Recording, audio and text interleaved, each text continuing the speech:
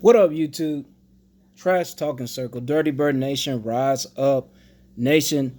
Everybody in that brotherhood, what's good? Your favorite sergeant back with another video talking about the Chicago Bears offensive line against my Dirty Bird front seven. Now, before I start this video, I want to make two statements. My first statement is COVID is not a hoax.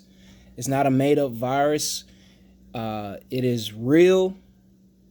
If you don't think it's real, then talk to people who have tested positive and have been not able to smell, not able to taste, been on ventilators, lost loved ones. Talk to people like that, and you will understand that it is real. My second statement that I want to make is veteran suicide in this country.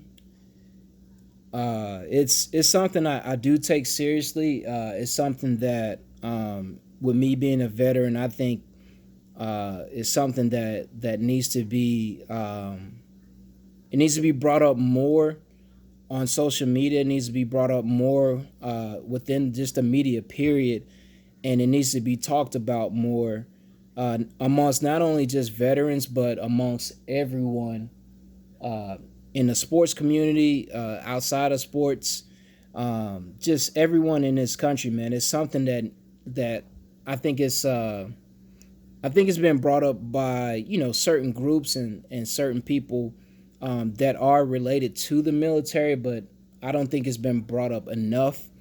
And with everything that's going on in this country, with the holidays coming around pretty soon, with all the ups and downs of the economy, it's something that I feel strongly about, and it affects me. I've had friends take their lives, and it's left me with an empty feeling inside. I don't have the same amount of emotion I had before. I think I have less emotion now than before I joined the military. And then so many things have happened to me personally through my experiences in the military that I have more emotion for veterans and their families than I do for the normal individual. I have more emotions for people that have been through my experiences and people that have dealt with the issue, like veteran suicide, who have either lost a friend, a loved one, or a family member, something like that. And it eats at me every day, and it's part of um, the cycle of emotions I go through every day. 24 hours a day. Whether I see a Marine Corps flag, an American flag, anything to do with this country, is part of that cycle of depression, anxiety, loneliness, um, desire to do something to make a change and stop this rate that is going at. So it's a personal battle that I deal with every day, and I'm going to try to find a way to contribute in my own way, whether it's mentally, physically, or even financially. And if any of my followers, if anybody who watches this video has a way or knows a way that I can help to end this, not to end it, but to slow it down. I wouldn't say to end it because I don't think it's ever going to end, but to slow it down amongst veterans, amongst the people in this country, then let me know in the comments below. You know what I'm saying? But that's just me talking about two issues that kind of been eating at me. Some things I've been seeing on social media has been eating at me, so I just want to address it. But let's talk about this matchup on Sunday. The Chicago Bears, they come in on Sunday, led by Mitch Trubisky. At left tackle, Charles Leno. At left guard, James Daniels. At center, Cody Whitehair. At right guard, Jermaine Ifedi. That name rings a bell. I think he used to play for the Seahawks. And at right tackle, Bobby Massey. All right, that's their offensive line. I know they do have your boy Jimmy Graham, who played for the Pudats. He played for the Packers, and now he's with Chicago. They do have him at tight end.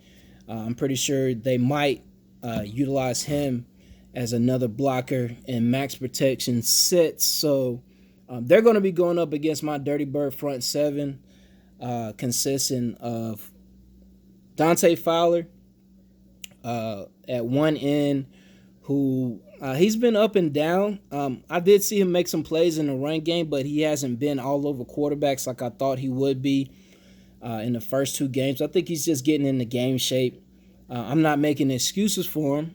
I would like to see him step up and play harder, but I'm pretty sure he's facing some double teams. So we're looking at Dante. We're looking at Tyler Davison at one tackle, Grady at the other tackle, of course, and then Steven Means. I think they're going to start Steven Means, who's coming off a Achilles injury last May. He tore his Achilles, so I don't know if his explosiveness is back. I don't know how he's going to do as a pass rusher. I didn't really see him doing anything against the Cowboys. I think these guys got really, really close, but they weren't. They might have got hits on the quarterback, but they weren't affecting the quarterback, specifically in the third quarter when we went prevent and only rushed 4. These guys weren't getting there. You know what I'm saying? And that's going to take time. I don't know if Means is all the way back from his injury. I know we rotated in Bailey. We rotated in Kaminsky. I seen Sonata out there. I seen guys, on the D line rotate in and out. But the pass rush, the front seven, our front seven getting to the quarterback, I mean, it wasn't the same as it was in the first quarter, in the second half. You know what I'm saying? And I would like for these guys to step up. I would like Coach Simpson down there to, get these guys to run stunts, get these guys to be stout up the middle, get these guys to get to Trubisky. Now, Trubisky's mobile. I'm pretty sure they're going to run play action plays to get him out of the pocket to where he has the option to scramble or throw the ball downfield. You got a guy like Dante who can, rush the passer and then put pressure on the quarterback if he extends outside the pocket. He has that ability. He has that, strength and speed to get there, but I just don't know if he will. You know what I'm saying? Steven Means, maybe he's got, some playing time under his belt. He needed a game to get himself ready. So I'm expecting more from him on Saturday than on Sunday than I seen on last Sunday. You know what I'm saying? My question is, what are these guys doing from Tuesday to Saturday? What is our front seven doing? What is our game plan going into this matchup against the Bears? With us being 0-2, with our defense being constantly shredded, if Coach Simpson, Coach Ulbrich, Raheem, Coach Witt, when they sit down in the defensive coaches meeting, what are you guys saying to each other? What's the scheme? Are we changing the scheme? Are we finding a way to, are we looking at film to find a weakness in this offensive line that I just named? Are we blitzing up the middle more? What are we doing to change the narrative of this Swiss cheese defense that we have? You know what I'm saying? Teams have lined up against us and done whatever they want offensively for 2 games. Now, that first quarter against Dallas, it was nothing. You had an injury to Tech. I don't know if he'll be back. I don't know if he'll be available on Sunday. He had a groin injury. You still have an injury to Marlon Davidson. He has some knee issues. He hasn't been here for 2 weeks. Has Marlon Davidson had enough time to heal to come in and contribute to the defensive line? That's a huge question that I'm asking. You know what I'm saying? But I think Chicago, Trubisky, they're going to come out. They're going to run the ball. First, second, third, fourth quarter. They're going to run the ball. their running back is averaging, Will Montgomery is averaging what, like 5 yards a carry? You know? So they're going to run right at us.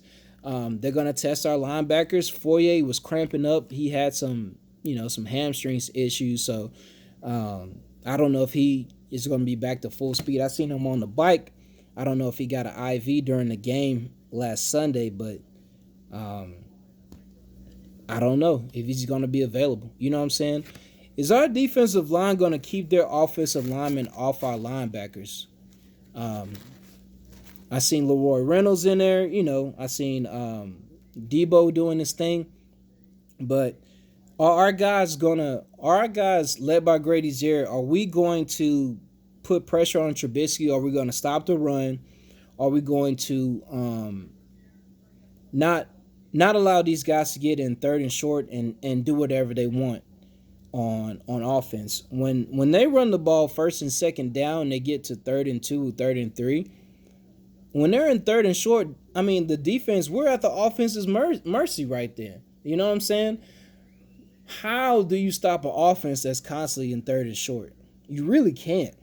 So if we stone these guys on 1st and 2nd down, force them into 3rd and longs, then we can get into the blitz packages. We can disguise the coverage. We can dictate what the offense does. But if we don't stop the run in 1st and 2nd, it's going to be the same thing that's been happening in the last 2 weeks. We're going to give up more than 30 points. We're going to stress out the offense. We're going to play from behind like we did in Seattle. If we do stop the run, if we do force them in 3rd and long, then yeah, we might have the lead and we might give it up just like we did against Dallas. So who knows what's going to happen. That's the matchup that I want to talk about. I did go on a personal tirade for a little bit, but that's just what was on my heart, you know what I'm saying, at the time. So I don't script my videos. I write down what the other team has, and then I turn on the camera on my phone. That's just how I am, you know what I'm saying? I really don't take a lot of notes. I mean, I might scribble down a little bit, but that's just me. That's just how I do my videos. So salute to you for staying towards the end. Shout out to all the content creators, the bloggers, everybody on YouTube, social media, everybody covering my team and giving, their own opinion on what they think the team should do, whether it's positive or negative, man. Shout out to all y'all. Sergeant AR10 signing out. I will have a Falcons O-line versus Chicago Bears front seven video coming up next. But shout out to everybody. Have a great week, and I'll get up with y'all in the next video. Peace.